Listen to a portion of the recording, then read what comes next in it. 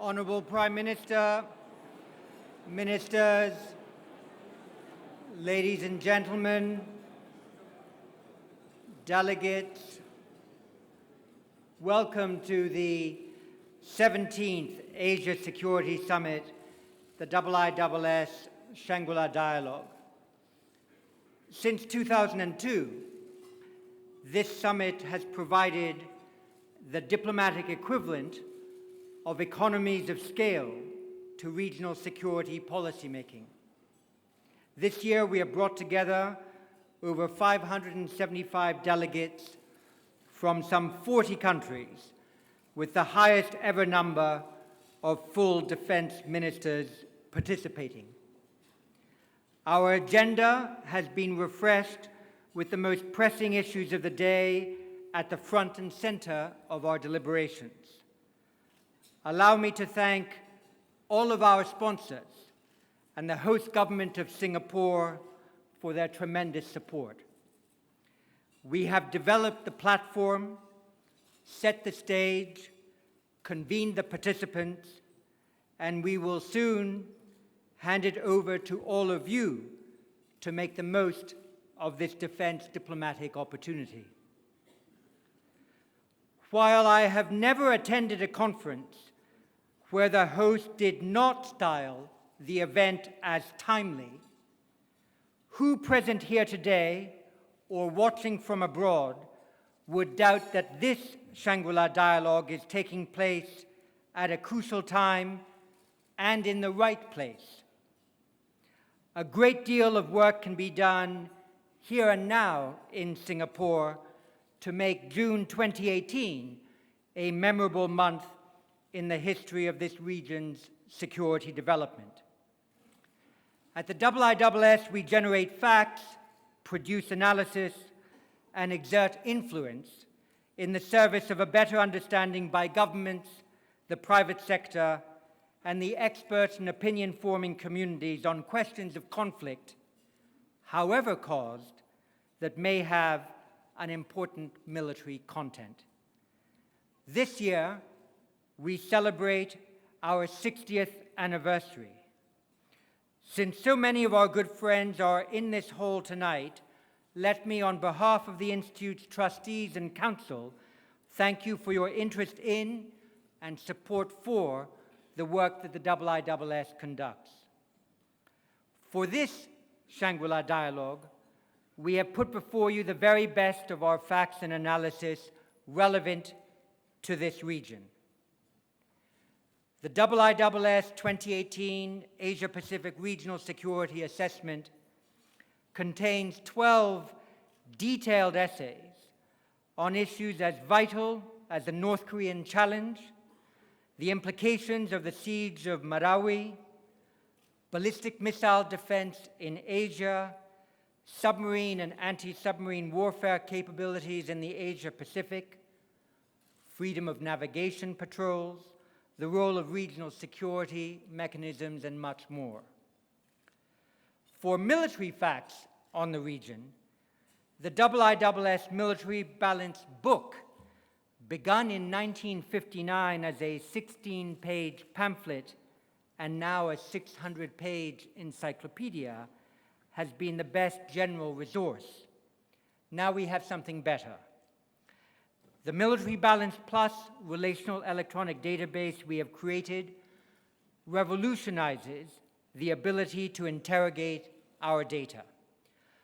A user of the IISS Military Balance Book wanting to know which countries around the world operate active radar homing air-to-air missiles would get the right answer in 4 hours and 45 minutes.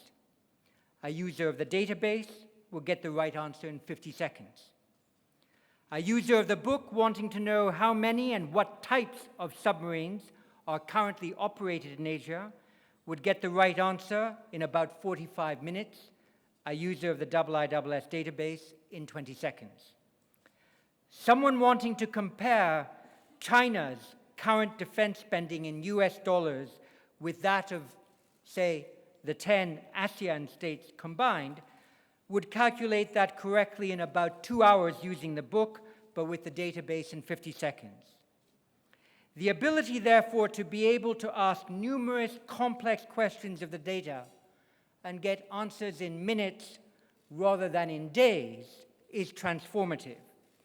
Indeed, we believe that the IISS Military Balance Plus has the potential to change defense analysis as dramatically as the Bloomberg terminal changed access to financial information. And so we will be speaking to a number of you over this weekend about how to get access to this splendid analytical tool. For the IISS, objective facts and clear-headed analysis are important for the encouragement of transparent strategic debate. Also vital is to ensure that different national perspectives are brought to bear on the discussion of complex regional issues. The very definition of the region geopolitically is changing, as some stick to the Asia-Pacific nomenclature and others migrate, so to speak, to the Indo-Pacific moniker. Certainly, the Pacific and Indian Oceans are increasingly acknowledged as a single, integrated strategic theater.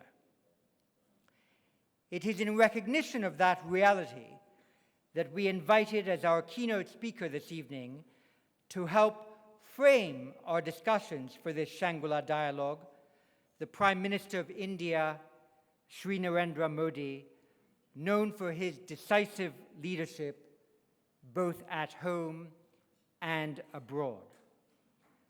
4 years ago, Narendra Modi was elected the leader of a country of 1.3 billion people with a resounding electoral mandate. His Bharatiya Janata Party became the first party in 3 decades to win an outright majority of seats in the federal parliament. This success was further enhanced through successive victories in state elections, with the BJP and its allies now forming governments in 20 of India's 29 states. Prime Minister Modi has unveiled a vision of a new India based on development opportunities and the economic and social transformation that he has initiated. He has taken tough decisions on the economy, including the earlier demonetization of the currency and the implementation of the goods and services tax. With government growth expected at 7.4% at least this year, India will once again become the fastest growing large economy in the world. Later this year, or early next year, India is also expected to overtake the UK to become the 5th largest economy in the world. This provides India a greater profile on the world stage, underpinned by the Prime Minister's personal style and flair for diplomacy, coupled to his focus on Indian diaspora communities worldwide. Last year, he became the first Indian Prime Minister to visit Israel. This year, he was the first to host all ASEAN leaders at India's Republic Day parade, and his participation in this year's Commonwealth Heads of Government Summit in London was the first for an Indian Prime Minister for nearly a decade. One of Prime Minister Modi's earliest foreign policy decisions was to rename India's existing Look East policy Act East, highlighting India's renewed focus on ASEAN states and shifting the emphasis of what had previously been an economic and trade-based policy to one aimed at nurturing political and security relationships. We look forward to what Prime Minister Narendra Modi has to say about India's foreign and security policy priorities in the Indo-Pacific region. Prime Minister, this podium and the floor is yours. Prime Minister.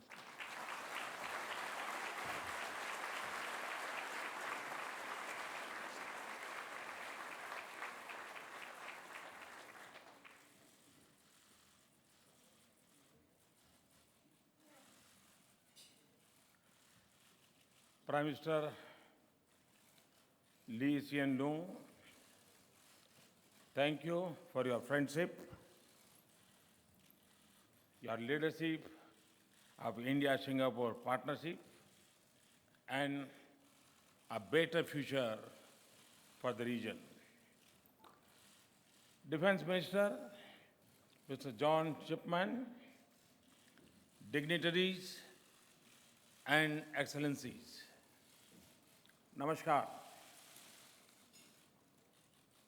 And a very good evening to all of you. I am pleased to return to a region known to India since ancient times as Swarna Bhumi, the land of gold. I am also happy to be here in a special year, in a landmark year of India's relationship with Asean. In January, we had the unique honor of hosting 10 ASEAN leaders on our Republic Day.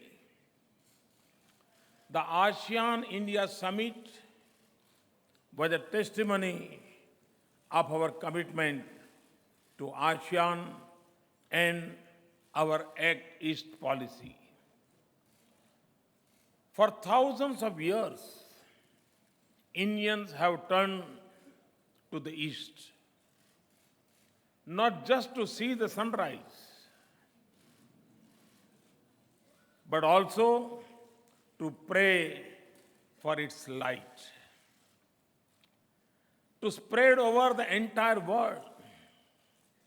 The humankind now looks to the rising East with the hope to see the promise that this 21st century beholds for the whole world. Because the destiny of the world will be deeply influenced by the course of developments in the Indo-Pacific region. Because this new age of promise is also caught in shifting plates of global politics and the fault lines of history. I'm here to say that the future we seek does not have to be as elusive as Shangri-La, that we can shape this region in our collective hopes and aspirations. Nowhere is it more apt to pursue this than in Singapore. The great nation shows us that when the oceans are open, the seas are secure, countries are connected, the rule of law prevails, and the region is stable, nations, small and large, prosper as sovereign countries. Free and fearless in their choices. Singapore also shows that when nations stand on the side of principles, not behind one power or the other, they earn the respect of the world and a voice in international affairs. And when they embrace diversity at home, they seek an inclusive world outside. For India, though, Singapore means more. It's a spirit that unites a lion nation and a lion city. Singapore is our springboard to ASEAN. It has been for centuries a gateway for India to the East. For over 2,000 years, the winds of monsoons, the currents of seas, and the forces of human aspirations have built timeless links between India and this region. It was cast in peace and friendship, religion and culture, art and commerce, language and literature. These human links have lasted even as the tides of politics and trade show their ebb and flow. Over the past 3 decades, we have reclaimed that heritage to restore our role and relationship in the region. For India, no region now receives as much attention as this, and for good reasons. Oceans had an important place in Indian thinking since pre-Vedic times. Thousands of years ago, the Indus Valley civilization, as well as Indian peninsula, had maritime trade.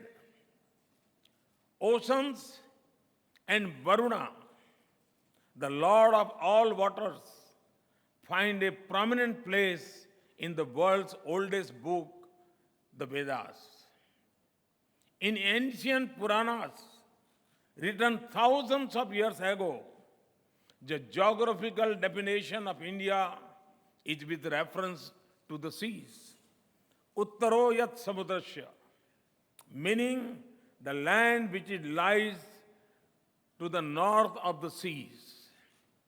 Lothal, in my home state Gujarat, was among the world's oldest ports. Even today, there are remains of a dock. No wonder Gujaratis are enterprising and travel widely even today.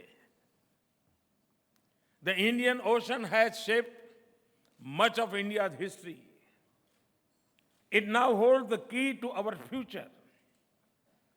The ocean carries 90% of India's trade and our energy sources. It is also the lifeline of global commerce. The Indian Ocean connects regions of diverse cultures and different levels of peace and prosperity. It also now bears ships of major powers. Both raise concerns of stability and contest.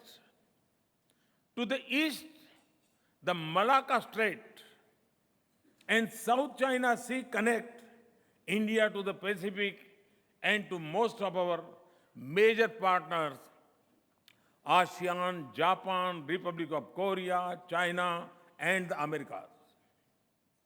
Our trade in the region is growing rapidly, and a significant part of our overseas investments flow in this direction. ASEAN alone accounts for over 20%. Our interests in the region are vast and our engagements is deep. In the Indian Ocean region, our relationships are becoming stronger. We are also helping build economic capabilities and improve maritime security for our friends and partners. We promote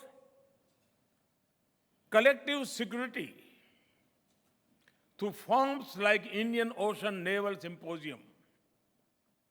We are advancing a comprehensive agenda of regional cooperation through Indian Ocean Rim Association. And we also work with partners beyond the Indian Ocean region to ensure that the global transit routes remain peaceful and free for all. 3 years ago in Mauritius, I described our vision in one word, Sagar, which means ocean in Hindi. And Sagar stands for security and growth for all in the region.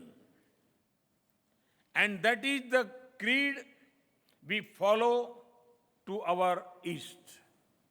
Now, even more vigorously, through our Act East policy, by seeking a joint India, especially our east and northeast, with our land and maritime partners to the east. Southeast Asia is our neighbor by land and sea. With each Southeast Asian country, we have growing political, economic, and defense ties. With ASEAN, from dialogue partners, we have become strategic partners over the course of 25 years. We pursue our relations through annual summits and 30 dialogue mechanisms, but even more through a shared vision for the region and the comfort and familiarity of our old links. We are active participants in Asia-led institutions like East Asia Summit, ADMM Plus, and ARF. We are part of BIMSTEC and Mekong-Ganga Economic Corridor, a bridge between South and Southeast Asia. Our ties with Japan, from economic to strategic, have been completely transformed. It is a partnership of great substance and purpose that is cornerstone of India's Act East policy. There is a strong momentum in our cooperation with Republic of Korea, and there is a fresh energy in our partnership with Australia as also New Zealand. With several of our partners, we meet in formats of 3 or more. More than 3 years ago, I landed at dawn in Fiji to start a successful new phase of engagement with Pacific Island nations. The meetings of the Forum of India Pacific Islands Cooperation, FIPIC, have bridged the distance of geography through shared interest and action. Beyond East and Southeast Asia, our partnerships are strong and growing. It is a measure of our strategic autonomy that India's strategic partnership with Russia has matured to be special and privileged. 10 days ago, in an informal summit at Sochi, President Putin and I shared views on the need for a strong multipolar world order for dealing with the challenges of our times. At the same time, India's global strategic partnership with the United States has overcome the hesitation of history and continues to deepen across the extraordinary breadth of our relationship. It has assumed new significance in the changing world. And an important pillar of this partnership is our shared vision of an open, stable, secure, and prosperous Indo-Pacific region. No other relationship of India has as many layers as our relations with China. We are the world's 2 most populous countries and among the fastest growing major economies. Our cooperation is expanding, trade is growing, and we have displayed maturity and wisdom in managing issues and ensuring a peaceful border. In April, a 2-day informal summit with President Shri helped us cement our understanding that strong and stable relations between our 2 nations are an important factor for global peace and progress. I firmly believe that Asia and the world will have a better future when India and China work together in trust and confidence, sensitive to each other's interests. India has a growing partnership with Africa, propelled through mechanisms such as India-Africa Forum Summits. At its core, our cooperation based on Africa's requirements and a history of warmth and mutual respect. Friends, coming back to our region, India's growing engagement is accompanied by deeper economic and defense cooperation. We have more trade agreements in this part of the world than any in other. We have comprehensive economic partnership agreement with Singapore, Japan, and South Korea. We have free trade agreements with Asean and Thailand. And we are now actively participating in concluding the Regional Comprehensive Economic Partnership Agreement. I've just paid my first visit to Indonesia, India's neighbor, 90 nautical miles close and not 90 nautical miles apart. My friend, President Widodo, and I upgraded India-Indonesia relations to a comprehensive strategic partnership. Among other shared interests, we have a common vision for maritime cooperation in the Indo-Pacific. On way from Indonesia, I stopped over briefly in Malaysia to meet one of ASEAN's most senior leaders, Prime Minister Mahathir. Friends, India Armed Forces, especially our Navy, are building partnership in the Indo-Pacific region for peace and security, as well as humanitarian assistance and disaster relief. They train, exercise, and conduct goodwill missions across the region.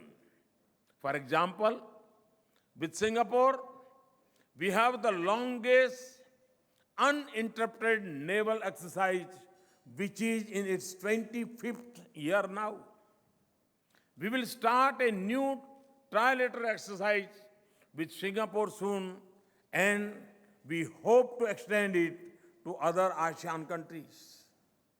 We work with partners like Vietnam and build mutual capabilities. India conducts Malabar exercise with the United States and Japan. A number of regional partners join in India's exercise Milan in the Indian Ocean and participate in RIMPAC in the Pacific. We are active in the Regional Cooperation Agreement on combating piracy and armed robbery against ships in Asia in this very city.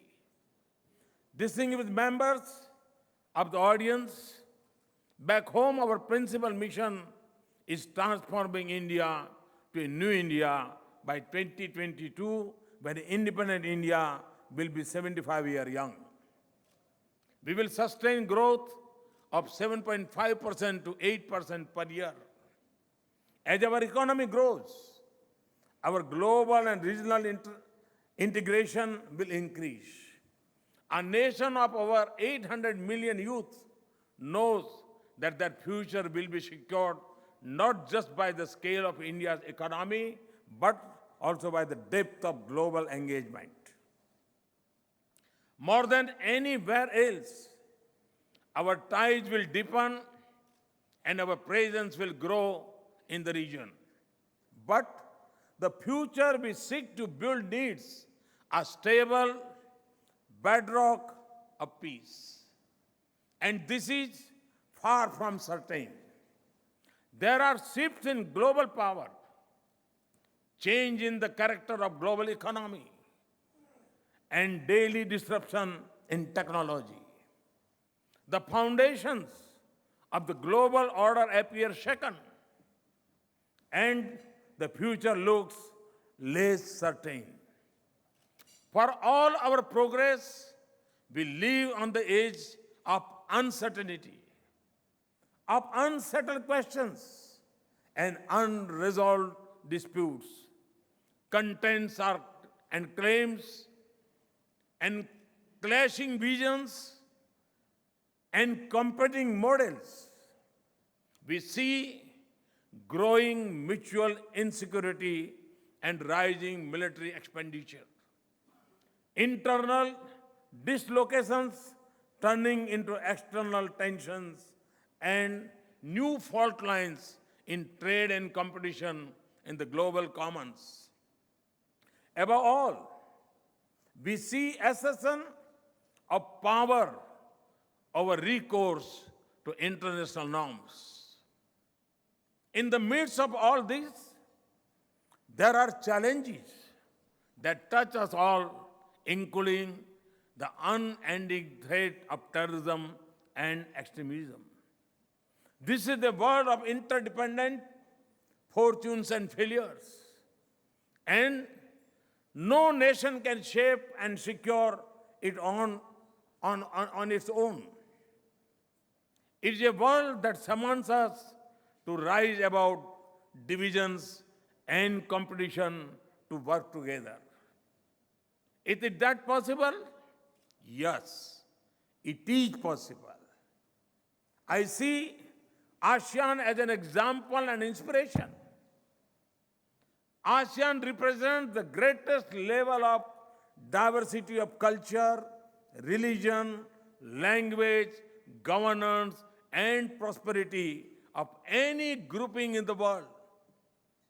It was born when Southeast Asia was a front line of global competition, a theater of a brutal war, and a region of uncertain nations. Yet, today, ASEAN has united 10 countries behind a common purpose. ASEAN unity is essential for a stable future of this region, and each of us must support it, not weaken it. I have attended 4 East Asia summits. I am convinced that ASEAN can integrate the broader region. In many ways, ASEAN is already leading the process. In doing so, it has laid the foundation of the Indo-Pacific region. The East Asia Summit and the Regional Comprehensive Economic Partnership, 2 important initiatives of ASEAN, embrace this geography. Friends, the Indo-Pacific is a natural region. It is also home to a vast array of global opportunities and challenges.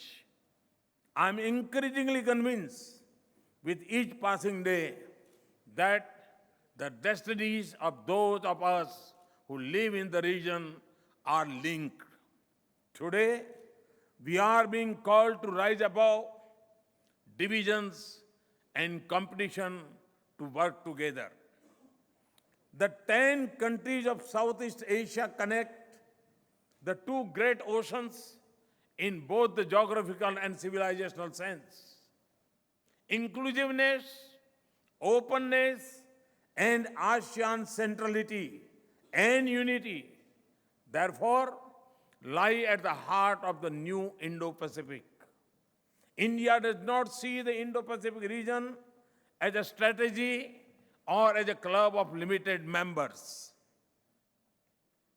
nor as a grouping that seeks to dominate.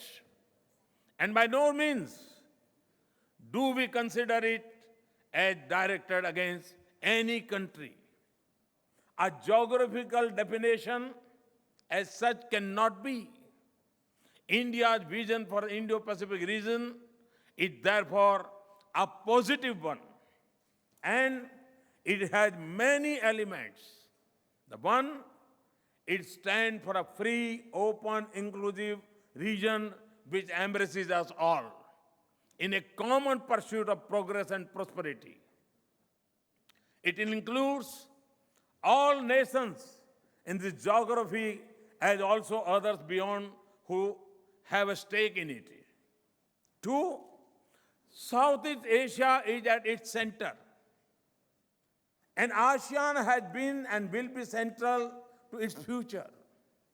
That is the vision that will always guide India as we seek to cooperate for an architecture for peace and security in this region. The three, we believe that our common prosperity and security require us to evolve through dialogue, a common rule-based order for the region, and it must equally apply to all individually as well as to the global commons.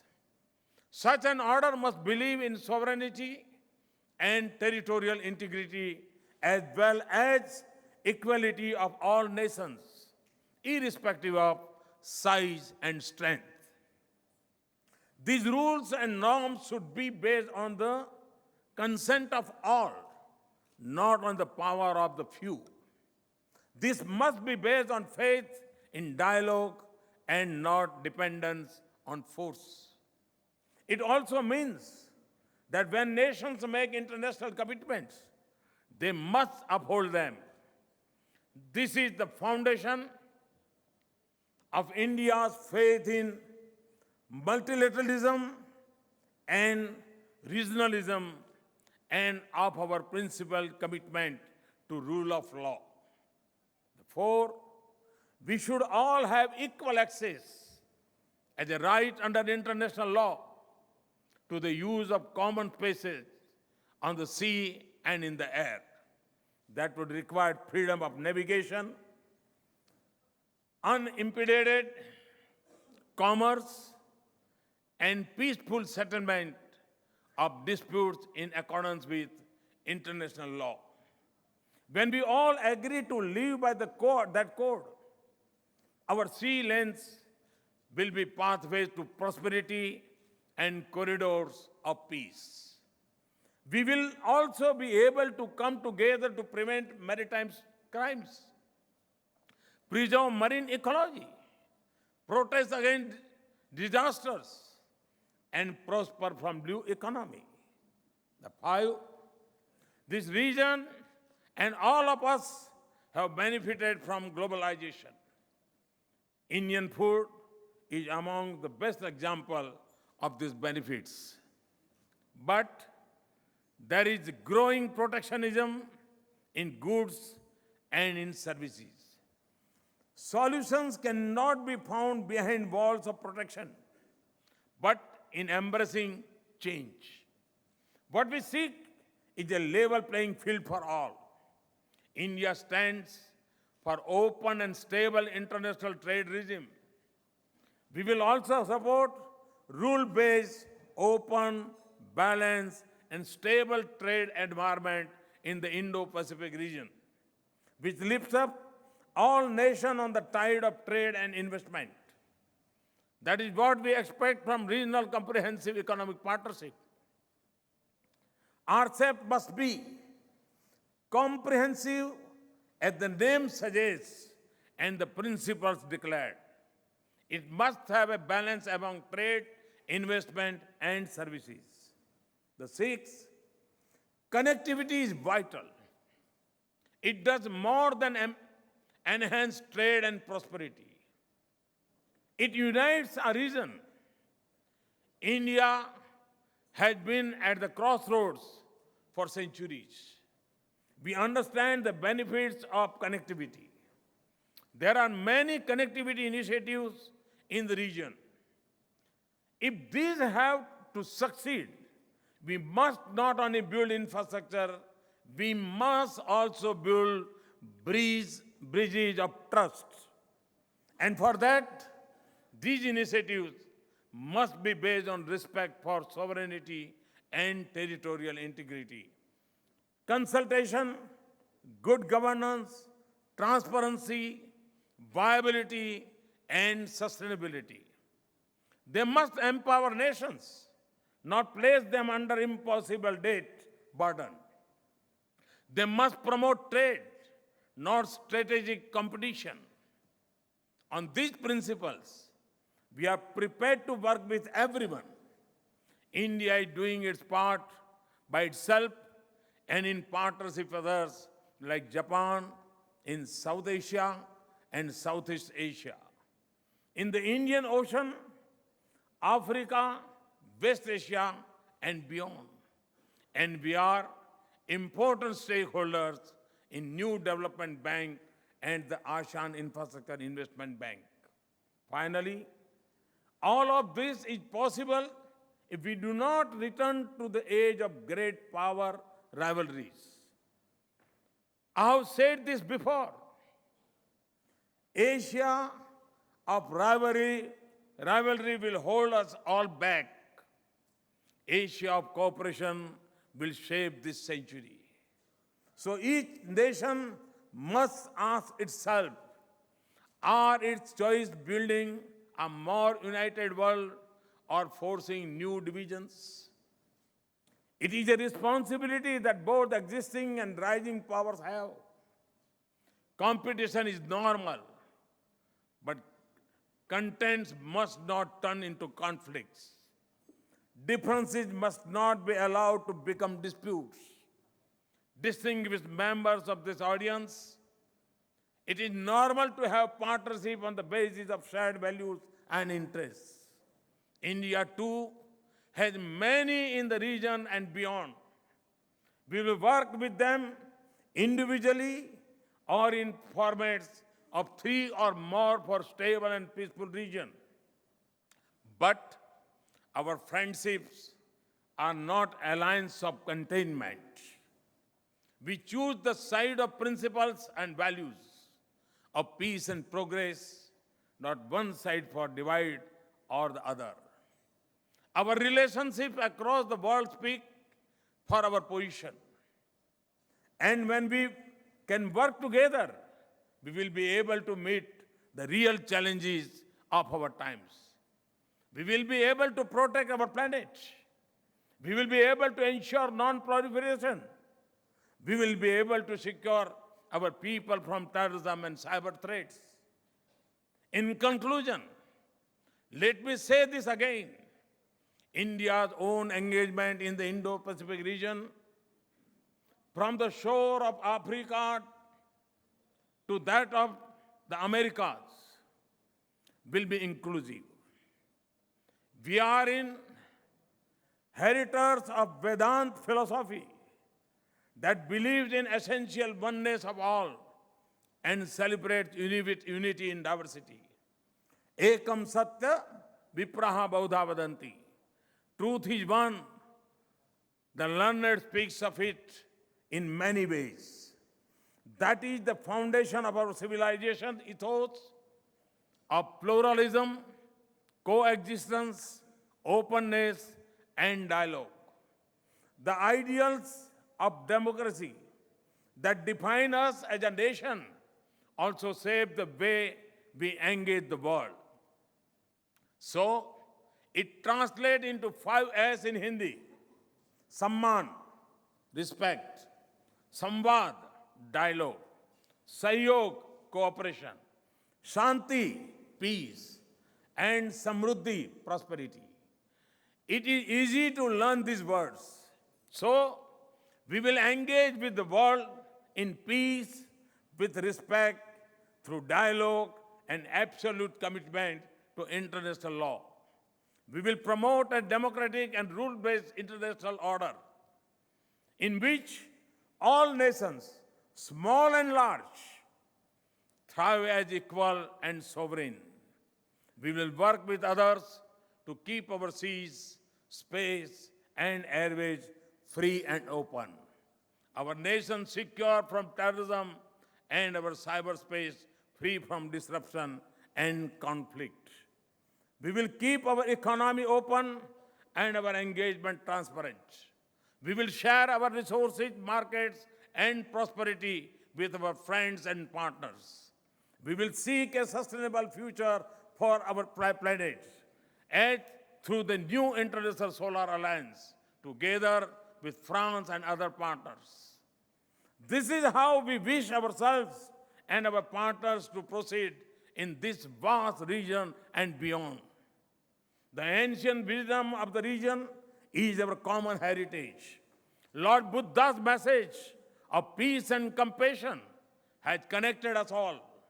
Together, we have contributed much to human civilization, and we have been through the devastation of war and the hope of peace. We have seen the limits of power, and we have seen the fruits of cooperation. This world is at a crossroad. There are temptations of the worst lessons of history, but there is also a path of wisdom. It summons us to a higher purpose. It rises above a narrow view of our interests and recognizes that each of us can serve our interests better when we work together. As equals in the larger good of all nations, I'm here to urge all to take this path. Thank you. Thank you for this invitation. Thanks a lot.